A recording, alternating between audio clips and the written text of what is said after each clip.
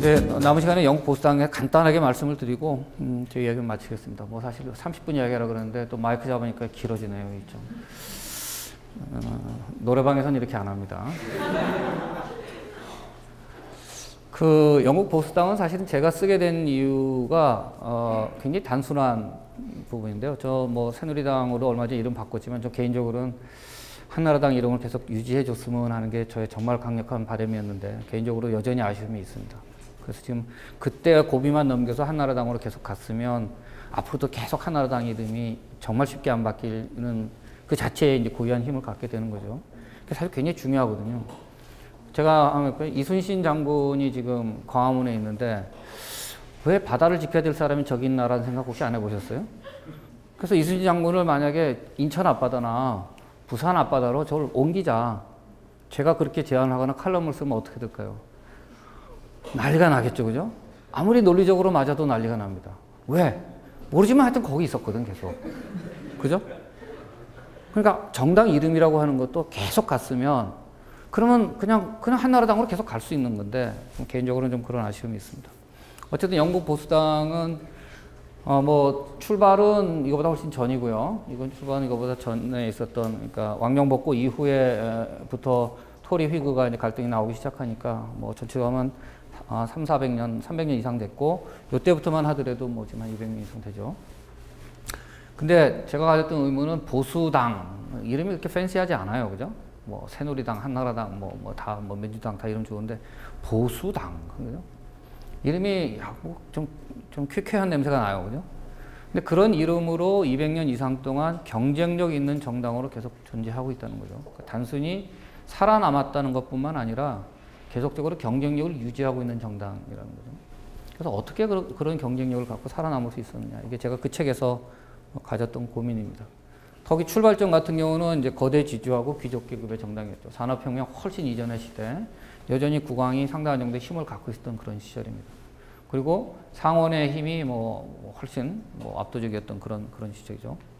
그래서 처음에 이 사람들이 근데 중요한 건 뭐냐면 또 하나 영국이 보수당, 특히 보수당이 중요한 역할을 했습니다만은 이때 보수당이 만들어졌을 때 이 사람들이 중요하게 생각했던 것들은 그 기구들은 지금 현재도 여전히 살아남아 있습니다.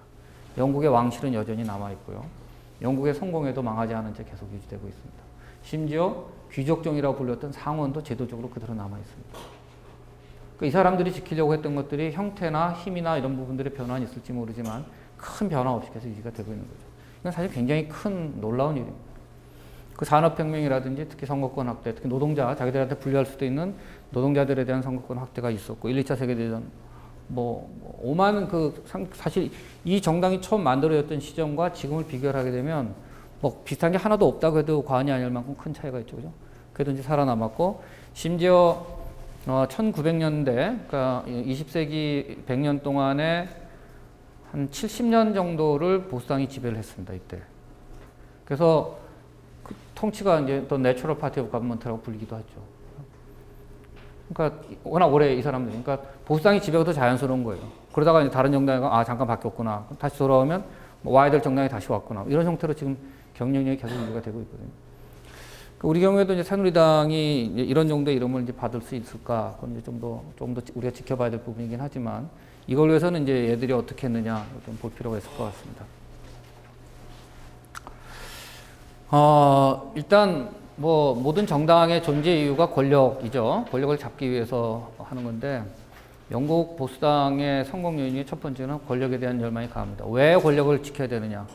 왜냐하면 변화에 저항하기 위해서 혹은 변화를 통제하기 위해서는 우리가 권력을 잡고 있는 게 제일 좋은 겁니다. 그래서 남이 변화를 이끌어 가는데 수동적으로 휩쓸려 가는 것보다 우리가 권력을 잡고 요구가 있을 때 적당하게 수용을 하면서 타협적으로 가는 게 훨씬 유리하다는 거죠. 그래서 가장 중요한 거는 이제 그러기 위해서는 권력에 대한 열망이 강하다면 그만큼 프랙티컬 해야 되는 거죠. 그죠? 요구가 있으면 요구를 받아들여야 되는 거고 우리가 이념이나 원칙 이런 거 그렇게 중요하지 않은 겁니다. 우리가 지켜야 될 가치를 위해서는 다른 부분들은 양보할 수 있는 거죠. 얼마든지. 그러니까 우선 복지국가에 대한 요구가 있었을 때 1945년에 졌죠. 처칠이 놀랍게도 졌습니다. 그래서 애틀리가 잡았는데 그러면서 복지국가가 건설이 되고 그게 국민들에게 높은 평가를 받게 되니까 그 다음에 52년인가요? 저 집권했었을 때 바로 그 이전에 노동당 정부에서 했던 거의 대부분의 정책을 그대로 수용을 하게 됩니다. 그래서 그 당시 애틀리 정부에서 있었던 재무장관의 이름이 가이츠켈이라는 사람이었고, 그 다음에 처칠 정부에서 재무장관을 맡은 사람이 버틀러라는 사람인데, 그 두 개의 정책이 너무 비슷하다 그래서 이코노미스트지에서 버츠켈리즘이라고 하는 이름을 붙였어요. 버틀러와 가이츠켈을 합쳐가지고 버츠켈리즘. 그러니까 거의 비슷하다는 거죠. 그래서 현실적으로 국민들이 좋다라고 생각하면 오케이, 그러면 뭐 좌파적인 형태의 정책도 필요하다면 그건 유지하겠다 이거예요, 기본적인 것들은. 그래서 국유화 정책이라든지 이런 부분에서 큰 틀은 대체로 유지를 했습니다. 물론 이제 미세한 변화는 있었습니다만은. 그래서 굉장히 이념적이고 순수한 원칙, 그거는 우리의 전통적인 생각에 맞지 않아, 이런 거 없습니다. 필요하다면 살아남아야 되는 거죠. 그리고 권력을 잡아야 강한 어떤 변화에 대한 요구로부터 그런 저항을 통제할 수 있다는 생각을 갖고 있는 거죠. 그래서 이제 두 번째는 이제 이런 것들이죠. 그 다음에는 이제 뭐 비슷한 이야기입니다만은, 엄청난 정치적 갈등이 있고 난 다음에, 상대방이 권력을 잡았어요. 그러니까 상대방이 권력을 잡아가지고 어떤 법안을 통과를 시켰어요. 그럼 그 다음에 이제 보수당이 권력을 잡았습니다. 그러면 뭐 잃어버린 10년 이런 거 없습니다. 예를 들면. 잃어버린 10년이 아니라 그건 이제 그 이전 단계에서 끝이 난 걸로 그냥 받아들이고 수용을 합니다. 그 변화를 인정하고 거기서부터 다시 출발을 하는 거죠. 그게 대표적인 게 아까 말씀드렸던 고물법 폐지죠. 그 로버트 필이 하고 난 다음에 이제 쪼개지면서 보수당이 그 다음에 권력을 잡거든요. 그 이제 필을 내보내고 단지 권력을 잡는데, 뭐 이야기가 없었던 건 아니지만 어느 누구도 심각하게 고물법을 다시 도입하려고 하는 그런 노력은 하지 않았습니다. 그건 사실 지주들 입장에서 봤을 때는 상당한 정도의 이해관계가 걸려있는 문제지만 수용을 한 거죠. 그다음 아일랜드 독립 문제. 영국 자유당을 아주 오랫동안 괴롭혔던 문제 중에 하나가 특히 글래스톤 이후로 한동안 이 아일랜드 독립 문제가 영국에서 가장 심각한 문제였는데, 독립이 됩니다, 24년에. 근데 이거 갖고도 보수당 내에서 뭐 여러 가지 갈등이 있었는데 그냥 뭐 가는 거죠. 뭐 어쩔 수 없는 거고. 그다음 1910년 의회법에 의해서 상원의 권한이 축소가 됩니다. 그래서 지금은 이제 그때 이후로 영국의 상원은 돈이 들어가는 문제에 대해서는 전혀 권한이 없습니다. 그래서 머니빌, 돈이 그것이 무슨 뭐 담뱃값을 인상하는 거든 혹은 세금의 문제든 혹은 뭐 의료보험의 문제든 돈이 들어가는 부분에 대한 법안은 상원은 다룰 수 있는 권한이 1910년 이후에는 없어졌습니다. 이거에 대해서 굉장히 저항을 많이 했죠. 왜냐하면 상원은 항상 보수당이 다수였거든. 그러니까 사실 이거는 보수당이 갖고 있는 굉장히 큰 의회에서의 통제력을 약화시켰는데, 그 다음에 통과가 되고 난 이후에는 뭐 그것의 일부라도 권한을 되돌리려고 하지 않았죠. 그래서 이런 부분들이 중요했고, 이런 유연성은 결국은 사실은 저는 그 2002년 이후에 한국에서 일어나고 있는 이른바 정치개혁이라는 이름으로, 정당개혁이라는 이름으로 조직으로서의 정당을 약화시키는 것에 대해서 대단히 큰 우려를 갖고 있습니다. 지금 현재 민주당이 저렇게 헤매고 있는, 그것도 앞으로도 당분간 헤맬 수밖에 없는 이유가 노무현 정부 이후에 민주당이든 열린우리당이든 어느 형태의 정당이든 강력한 지도자를 만들어내지 못했어요. 그럼 저런 당이 절대로 성장 못합니다. 그러니까 독자적으로 후보를 못 내고 자꾸 밖에서 기웃기웃거리게 되고, 민주당의 마음에 두지 못했던 사람들은 자꾸 돌아다 보니까 뭐 안철수도 보이고 뭐 이렇게 되는 거죠, 자꾸.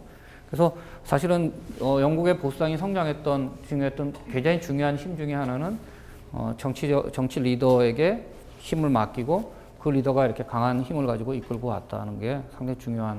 그래서 뭐 처칠이든 뭐 맥밀란이든 혹은 뭐 대처든 뭐 굉장히 중요한 그 큰 어떤 획을 그었던 그런 리더십이라고 볼 수 있겠습니다.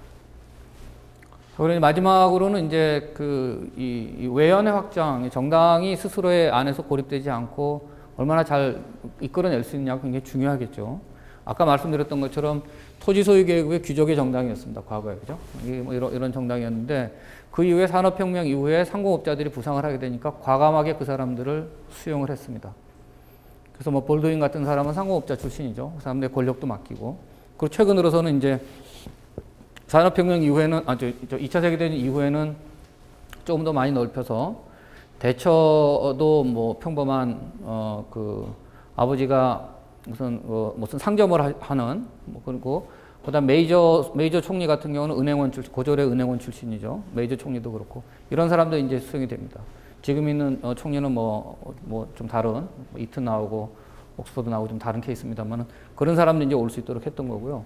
저는 개인적으로는 사실은 디즈레일리나 볼드윈 같은 이런 수상들을 높게 평가하는 편인데, 아까 소개하면서 얘기했던 위기의 지도자 뭐 그랬을 때 저는 디즈레일리를 썼습니다. 그래서 썼는데 디즈레일리 같은 경우는 이게 어느 시기냐면 이제 1800년대 후반, 그러니까 산업혁명의 노동의 문제가 굉장히 많이 이렇게 막 올라오고, 그 다음에 이제 막 도시가 갑자기 사람들 많이 몰려들면서 이제 막 더러워지고, 또 기본적인 그 노동자들에서 제대로 수용해주지 못하고 하는 그런 문제가 있었던 시점이고, 볼드윈은 1920년대였습니다. 그러니까 사회주의가 정치적으로 가장 큰 영향력을 많이 행사했던 데가 1920년 전후였는데, 그때 볼드윈이 다 맡았죠.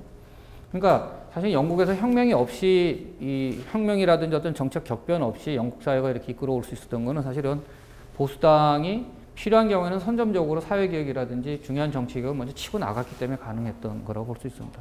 그러니까 프랑스는 꾹꾹꾹꾹 힘으로 눌러서 이게 더 이상 누를 수 없는 상황에서 폭발적으로 튀어나온 거고, 영국은 계속적으로 조금씩 양보를 하면서 지금까지 온 거죠.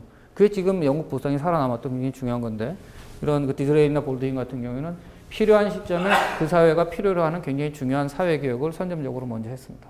그래서 물론 뭐 어느 수준이었느냐 이렇게 이야기하기는 어렵겠지만 상당한 정도로 하는 부분이 있었고, 그 다음에 이제 이것도 디즈레일리 이후에 나왔던 것들인데, 무슨 애국주의나 혹은 제국주의, 뭐 지금은 뭐 제국주의가 욕먹어야 마땅합니다만은 당시 영국의 제국주의나 애국주의적인 요소를 가지고 또 국민들에게 어필을 했었죠. 그래서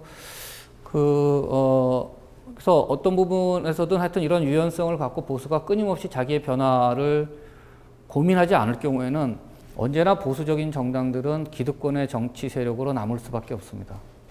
그래서 조금만 방심을 하게 되면 보수적 정당들은 항상 기득권의 정당이 되는 거죠.